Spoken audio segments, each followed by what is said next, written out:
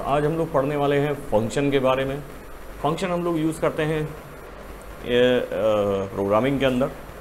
तो अब फंक्शन क्या है इसको हम लोग सीखेंगे और C++ के प्रोग्राम्स का यूज़ करके उनका रेफरेंस लेके हम लोग जानेंगे फंक्शन एक्चुअली क्या है, क्यों बनाए जाते हैं, क्यों इनकी आवश्यकता महसूस हुई।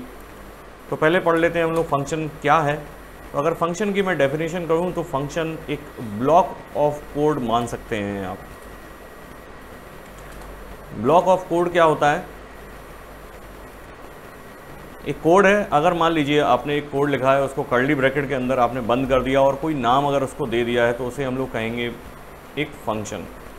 और इसका एक नेम होता है और एक रिटर्न टाइप होता है और तीसरी चीज़ इसके अंदर जो होती है वो उसके अंदर होते हैं आर्गुमेंट्स।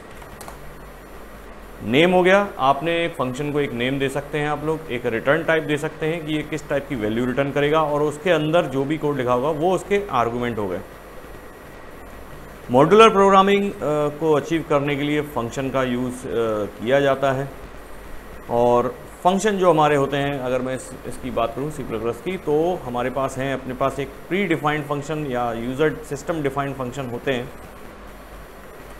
और दूसरे हमारे पास होते हैं यूज़र डिफाइंड फंक्शन जिनको हम लोग बना सकते हैं। Pre defined function header files के अंदर ऑलरेडी डिक्लेयर्ड होते हैं। C++ में अगर हम लोग देखें तो प्री डिफाइंड फंक्शन हम लोग हेडर फाइल्स के अंदर डिक्लेयर कर दिए जाते हैं और हम सिर्फ हेडर फाइल्स को इंक्लूड जब करते हैं तो उनका उपयोग करने का हमको परमिशन मिल जाता है। तो ये उनकी लाइब्रेरीज़ के अंदर होते हैं और फिर हम उसका यूज़ कर सकते हैं।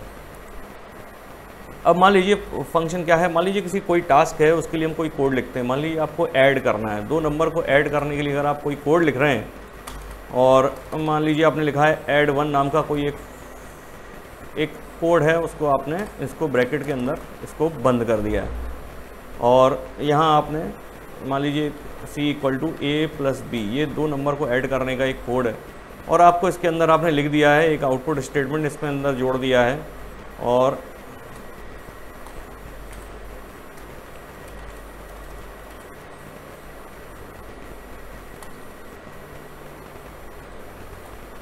यहाँ आपने कर दिया है इस तरीके से। तो ये जो ब्लॉक ऑफ कोड हुआ जिसको आपने कर्ली ब्रैकेट के अंदर डाला है, ये जो चीज़ है ये है इसका आर्गुमेंट। और अब हम यहाँ पर देंगे, मान लीजिए आपको एक रिटर्न टाइप, तो यहाँ मैं दे देता हूँ मान लीजिए इंट और इसका नाम मैं दे देता हूँ सम और लगा देता हूँ ये वाला सिंबल। तो देखिए ये हमारा फंक्शन का नेम है और ये इसका रिटर्न टाइप है। तो ये फंक्शन किस तरीके से डिफाइन करना और फंक्शन क्या होता है, ये इसकी परिभाषा थी। आगे हम लोग सीखते हैं कि फंक्शन की आवश्यकता ही क्यों महसूस हुई, क्या ऐसा हुआ प्रोग्रामिंग के अंदर कि हमको फंक्शन की आवश्यकता पड़ी।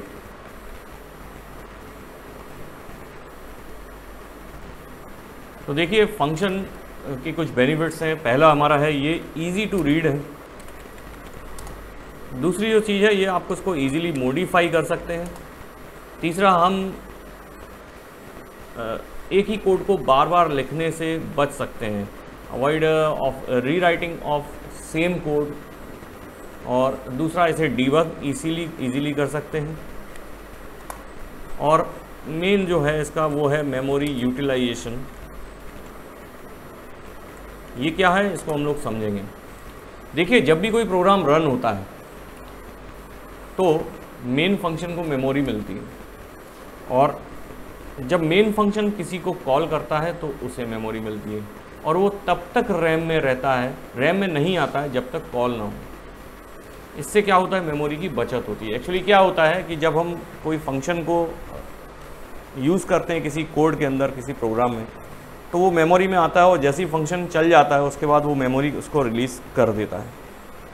मान लीजिए अगर आपने कोई फंक्शन नहीं बनाया है और पूरा का पूरा कोड ऐसे ही लिखा हुआ है, तो जब आप उसे कंपाइल करेंगे तो पूरा का पूरा आपका प्रोग्राम एक बार में रैम में आ जाएगा और उससे हमारी मेमोरी कम पड़ेगी। अगर आपको ऐसा लगता है कि मेमोरी कम पड़ेगी, अगर आपके कंप्यूटर में रैम बहुत ज़्यादा है उसके बाद भी मेमोरी कम पड़ेगी, तो मैं आपको बता दूं कि इसका जो मेमोरी एलोकेशन होता है वो इस प्रकार से नहीं होता है कि आप में कितनी मेमोरी है। क्या होता है कि मान लीजिए अगर आप कोई पुराना कंप्यूटर है, कोई डॉस बेस्ड अपन C++ यूज़ कर रहे हैं, डॉस बेस्ड आप जो यूज़ कर रहे हैं डॉस बेस्ड जो आपका C++ था, उसकी जो साइज़ वो था हमारा 16 बिट का। 16 बिट का कंपाइलर कह सकते थे आप उसे। तो इसको जो मेमोरी मिलती वो मिलती है आपको 64 KB, और 64 KB की ही साइज़ इसको दी जाती है एक प्रोग्राम को। अगर आपका प्रोग्राम 64 KB से ज़्यादा बड़ा हो जाए, 100 KB का हो जाए, तो रैम में नहीं आएगा। लेकिन अगर आपने फंक्शन का यूज़ किया होगा तो क्या होगा, आपका फंक्शन चलेगा, फंक्शन जैसे ही चल जाएगा उसके बाद आपकी मेमोरी रिलीज़ हो जाएगी। एक प्रोग्राम में आप फंक्शन को जितनी बार कॉल करेंगे उतना ही ज़्यादा आपको फ़ायदा होगा। तो ये था हमारा फंक्शन का यूज़ हम लोग क्यों करते हैं। दूसरा, फंक्शन टाइम कंज्यूमिंग है।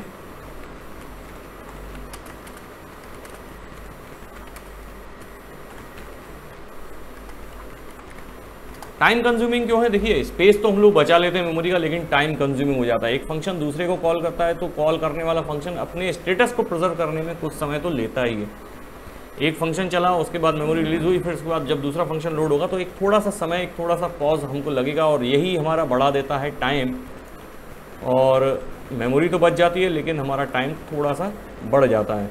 जितनी बार आपका फंक्शन कॉल होगा उतनी ही बार टाइम बढ़ेगा, लेकिन आपकी मेमोरी बचेगी। अगर फंक्शन का साइज़ बड़ा है तो उसे फंक्शन बनाना उचित है, लेकिन अगर आपका फंक्शन छोटा है तो आपकी मेमोरी तो कम बचेगी लेकिन टाइम ज़्यादा लग जाएगा। तो अब हम आगे पढ़ेंगे फंक्शन किस तरीके से हम लोग बना सकते हैं और प्रोग्राम में किस तरीके से ये दिखाई हमको देता है। तो यहाँ एक प्रोग्राम मैंने बनाया है, और इस प्रोग्राम में हम लोगों ने बनाई है एक क्लास टेस्ट। देखिए यहाँ हमने इंक्लूड किया है आईओ स्ट्रीम। आईओ स्ट्रीम का यूज़ अगर हम करें, इंक्लूड करें, तो हम लोग सी आउट और सी इन जो हमारे प्री डिफाइंड फंक्शन है इनको हम लोग यूज़ कर सकते हैं। आगे हम लोग देखिए यहाँ हम लोग को देखने वाला है फंक्शन। तो देखिए void set value, set value एक फंक्शन हमने बनाया है। वॉइड इसका रिटर्न टाइप है। देखिए फंक्शन बनाने का तरीका यही है, आपको पहले रखना है रिटर्न टाइप, ये यहाँ पर रखना है सेट वैल्यू। ये हमारा फंक्शन है, फंक्शन का सिंबल हमको लगाना है। उसके बाद दो कर्ली ब्रैकेट यहाँ हमने जो लगाए हैं, इसके अंदर आएगा हमारा आर्गुमेंट।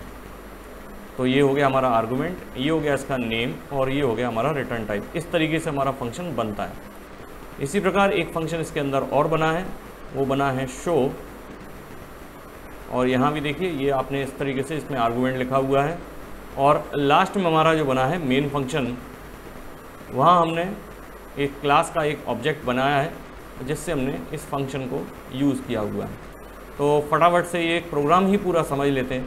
देखिए यहाँ हमने एक बनाई है क्लास टेस्ट, और इसके अंदर हम लोगों ने कुछ वेरिएबल लिए हैं। इंटीजर टाइप का एक वेरिएबल लिया है ए, डबल टाइप का एक वेरिएबल लिया है बी, और यहाँ हमने पब्लिकली ये फंक्शंस को क्रिएट किया हुआ है।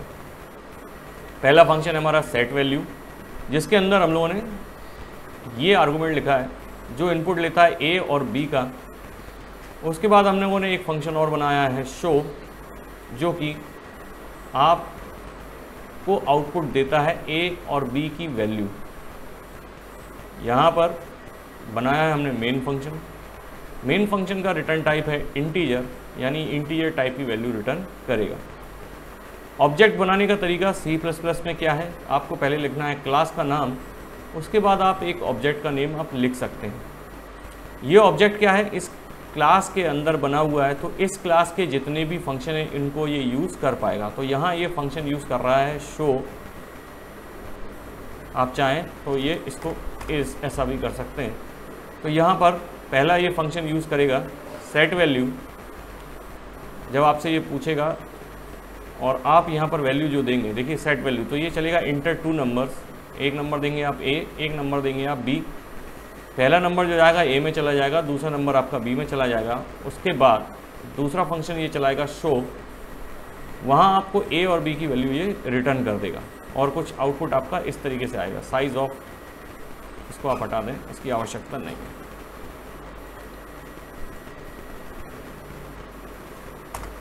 यहाँ पर आप डाल सकते हैं ए और बी, तो ये इस तरीके से ए और बी की वैल्यू ये रिटर्न कर देगा। तो ये था हमारा फंक्शन। फंक्शन को किस तरीके से बनाना है, फंक्शन हम लोग क्यों बनाते हैं, फंक्शन का उपयोग क्या है, आगे वीडियो में हम लोग पढ़ेंगे इनलाइन फंक्शन और फ्रेंड फंक्शन के बारे में। तो इस प्रोग्राम को आप बना के देखिए, फंक्शंस के बारे में पढ़ के देखिए और आपके जो सुझाव हैं और आपके जो डाउट्स हैं उसे आप कमेंट में मुझे बताइए। Thanks for watching.